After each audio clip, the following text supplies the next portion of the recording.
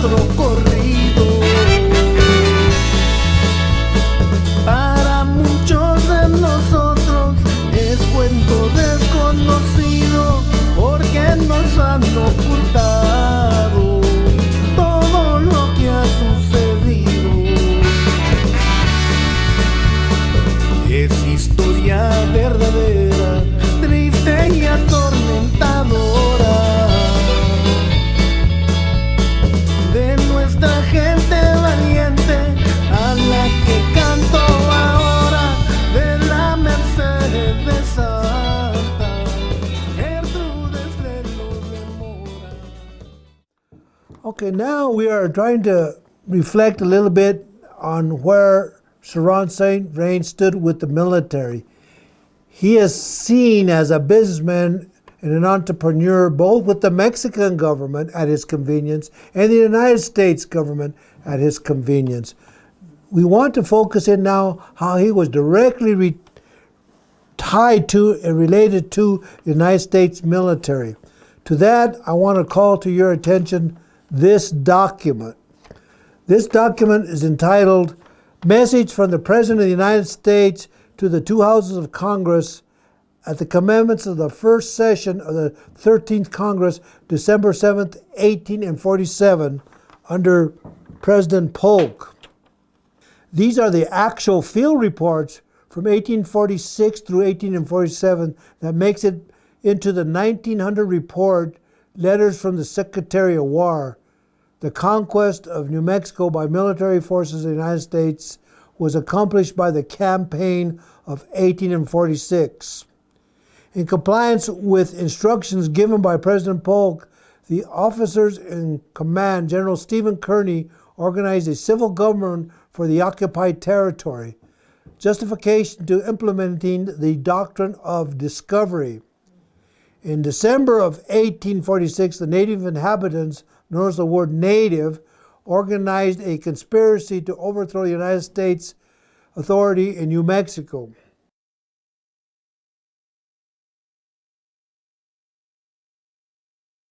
On January 15th, in 1847, the governor, Charles Bent, and others were killed, including his cohort, Cornelio Vigil of the Las Animas Land Grant infamy. Was soon apparent that the insurrection was general and the purpose was to kill the Americans and those Mexicans, notice no mention of Indian natives, who had accepted office under the American government.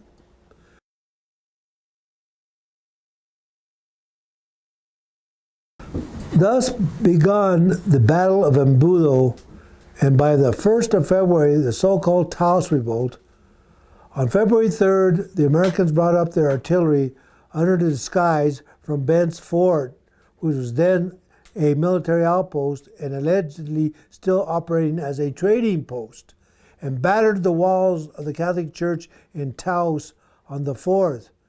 Simultaneously, an uprising was happening on the eastern side of the Sangre de Cristo Mountains in New Mexico. Reports show one Captain Henley partaking in the Battle of La Canidad and the Battle of Mora. The U.S. military reports an old fort was destroyed in Mora, but it was actually the Plaza de Mora, including the missing church. Captain Henley was preparing to burn down the town when he was mortally wounded on January 24, 1847. Captain Morin of the U.S. Army of Occupation returned and renewed the attack on Mora with a body of men and artillery and razed the town to the ground. In Mora, the principal leaders of the insurrection was Manuel Cortez. Cortez, who lived in the Mora Valley, originally from Agua Negra, had been, and born in Agua Negra, had been at the Taos Revolt earlier. In July of 1847, Cortez appears in the reports again, this time in Anton Chico with 400 insurgents battling the U.S. forces from there to La Cuesta. Therefore, and thereafter, the insurrection dwindled in depredation committed by various bands of Indians instigated and led by the Mexicans. Let me stop and mention that at this point, they talk about instigated by the Mexicans. the people, our people, were living side by side for well over 100 years here in this valley. And they were not only living side by side and having marriage and life side by side, but they were fighting side by side and now dying side by side.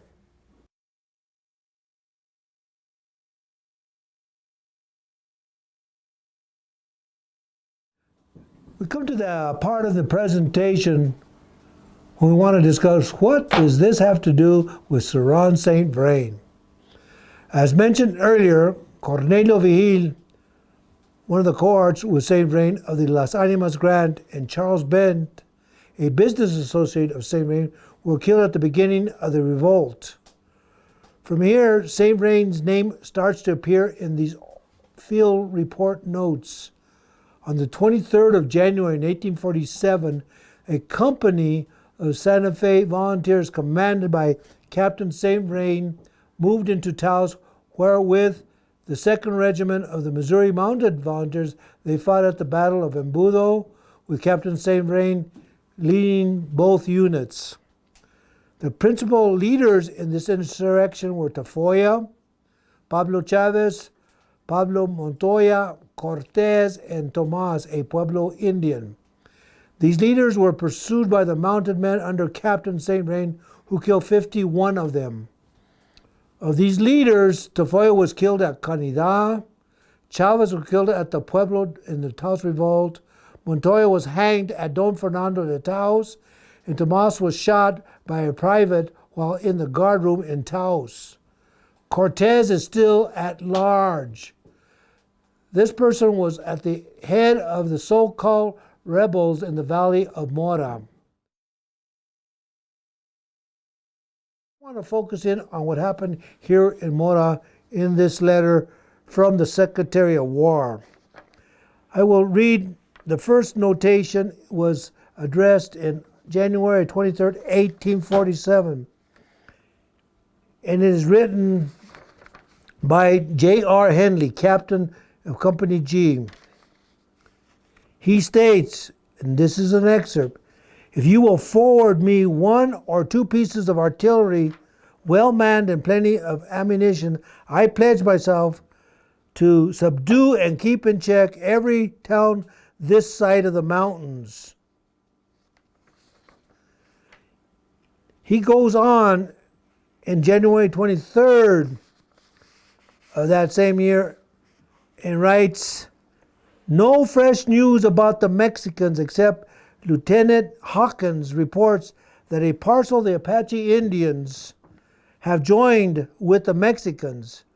So there you're starting to see how these cultures had already started to blend for hundreds of years and were intermarrying, living side by side, planning side by side, fighting side by side, and dying side by side. This was not a separate group of people.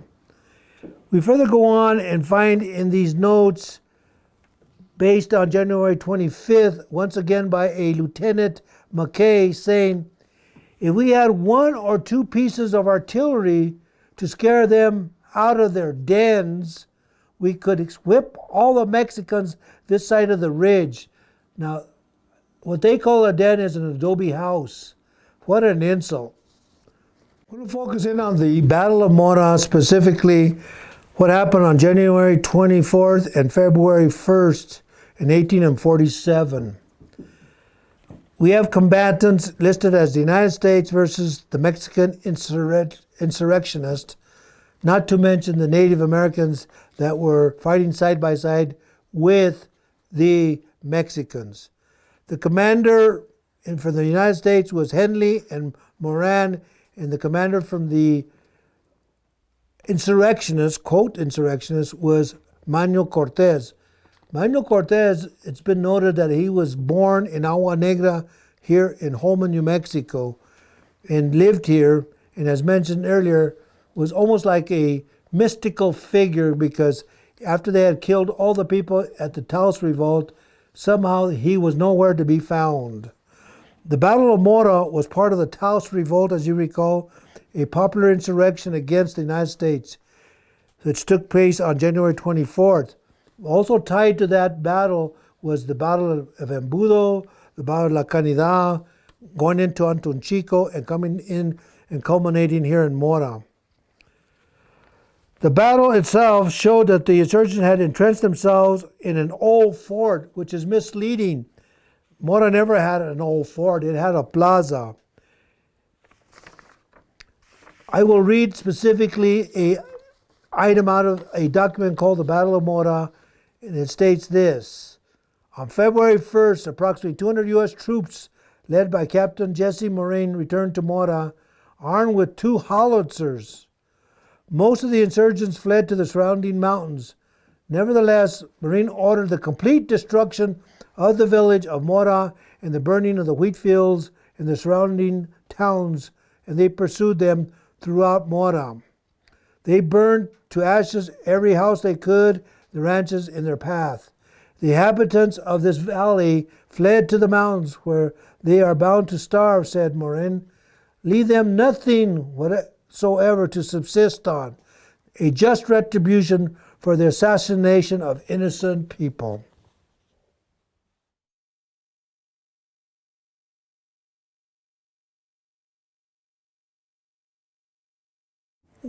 To validate some of the information that has been presented about the Battle of Mora and the Battle and Revolt of Taos and Embudo and Canida, we wanted to bring it a little bit more contemporary because there's some significant findings that happened some years back at Fort Union. I want to draw attention to this document. It's also written by the dominant culture, and it is a study called Cultural Affiliation at Fort Union National Monument, New Mexico, dated January 2006. It was part of a thesis of a couple of people from the University of Colorado. In there, this document talks about 4 remains that were found in a shallow grave as they were digging to build more home sites in approximately 1958 at Fort Union National Monument, which I call Fort Union National Disgrace. But at this monument, when they were digging, and they found 4 bodies in a shallow grave when they were trying to make this home site for one of the workers there. It's critical to notice that when they pull these bodies out, initially they collected funerary objects, sacred objects, bone parts, but what was critical is they didn't really know how to approach who these people were, other than that they all had one common death, and that was by U.S. military carbine to the forehead. Now, we became involved in this study because they had to identify through NAGPRA, which is Native American Grave Protection Repatriation Act, which tribes may have been affected and which tribes were involved in these bodies. Let me tell you, these bodies, these parts, these funerary objects, these sacred objects floated throughout the United States in museums all over, being shared by other people until NAGPRA became an effective law some years later. We bring them back to here and we start getting the analysis in these reports of who these people were. There could be no sound conclusions when we found out in the report. I was invited by my grandfather from Dulce, Hickory Apache, to come and participate in this finding, in this NAGPRA study, and in the burial and reburial of these individuals. Ultimately, it was only the Hickoryas that laid claim in the NAGPRA, but the reason they wanted a person of my magnitude here is because they knew the ancestry and the relationship between the people here in the old country where the Hickoryas were originally from and moved to the new country up by Dulce, New Mexico. But it's critical to understand that these bodies, when they were found and they did the final analysis, they couldn't tell if they were Mexican, Indian, Mestizo, Inizaro. That's come in earlier discussions when I talk about the doctrine of discovery and other areas of this discussion, that I refer to the people as mixed blood people, because that was us. We were the Apaches and the Mexicans fighting side by side, dying side by side. We weren't the parcels joining up with the Mexicans. We were all one people. And that's where this report failed itself and did not make any headway in terms of just the findings for us to elaborate further and do a burial. The people involved at the burial in the Fort Union National Monument asked if we wanted to take the remains over to Dulce to bury.